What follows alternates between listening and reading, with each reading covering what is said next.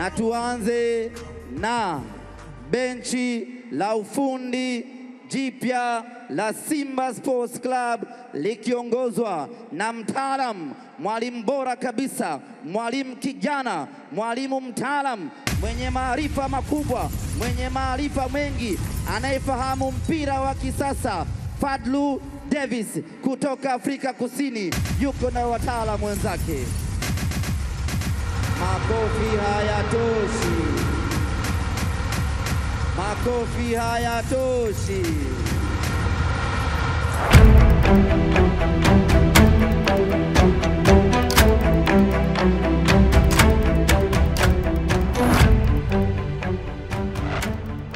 Ni yupi muhenga aliyetuacha na msemo wa kuwa maneno huwa yanaumba? Akaenda mbali zaidi kwa kutueleza kuwa kauli huwa zinaishi. Hiki hapa kisa kinachosadifu ukweli wa kwamba kinywa cha Nabii Fadlu Davis ni kweli kinaumba.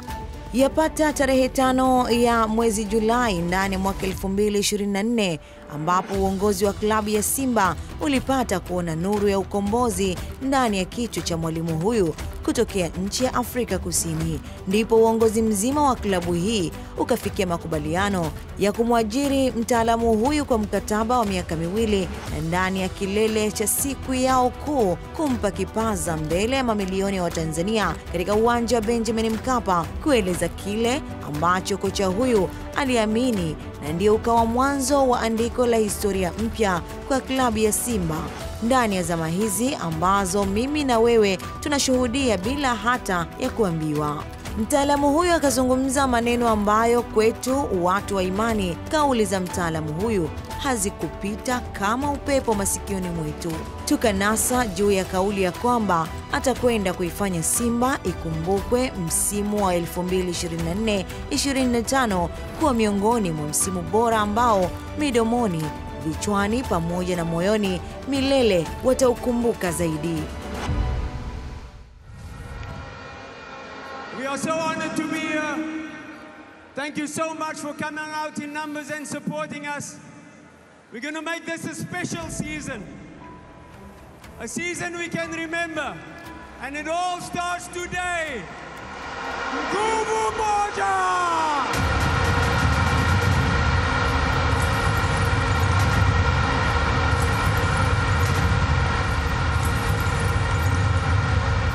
Fadlu ametoa na Fadlu pia ametenda kwa kile alichoweza kukifanya ndani ya msimu ambao kwa mashabiki wa Simba watabaki kumuimba, kwani si kinyonge kwa kile ambacho ameweza kukifanya. Kabla ya kujiunga na Simba, Fadlu hakuwa mwepesi, bali alikuwa akifanya kazi nchini Morocco ndani ya klabu ya Raja Casablanca. Katika enzi zake, Fadlu aliuishi mpira kwa kuucheza na kuuhudumia katika idara ya ushambuliaji. Mara nyingi mtaalamu huyu amekuwa akitumia mfumo wa 4-2-3, jambo ambalo limekuwa limo ndani ya falsafa ya klabu hii ambayo ukubwa wake unaonekana. Mwamba huyu pia aliwahi zifundisha Maritzburg United pamoja na Orlando Pirates ya nchini Afrika Kusini. Mbali na Afrika, mwamba huyu ameshawahi pita nchini Urusi. Kikosi kazi cha mwalimu huyu ikiwa sehemu ya wasaidizi wake ni mzawa wa taifa la Tanzania, kocha Selemani Matola, Darren Wicken,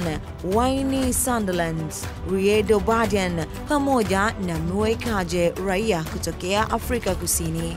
Wapo mashabiki miongoni mwenu ambao hadi leo wanaamini kwa kile Fadlu alichokiongea na kutekeleza haikuwa kauli tu, bali lilikuwa ni agano baina ya mashabiki wanaosimamia nembo hii, kwani viongozi kwa upande wao kazini huwa si sehemu ya mzaha.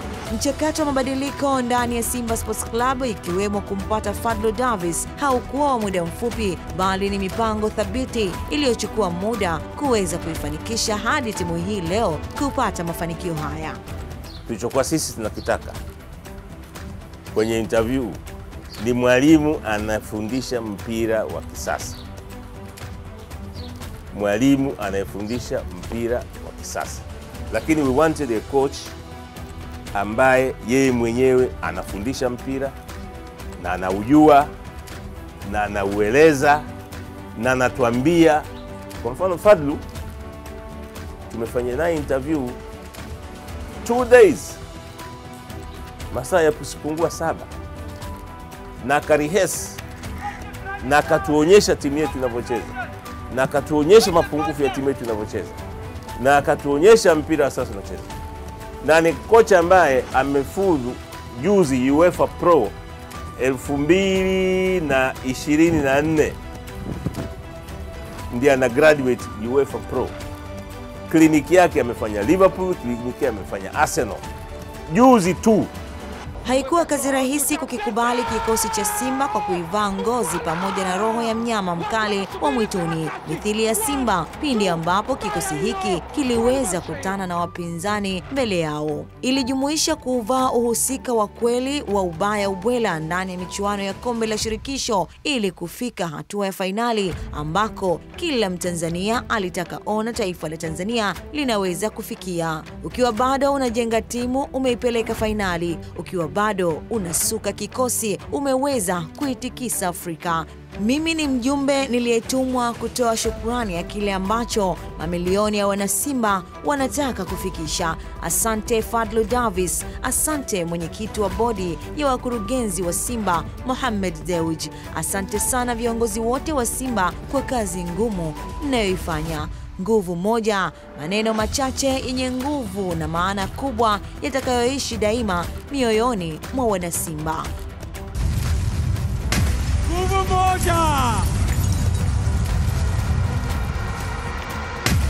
Nguvu moja!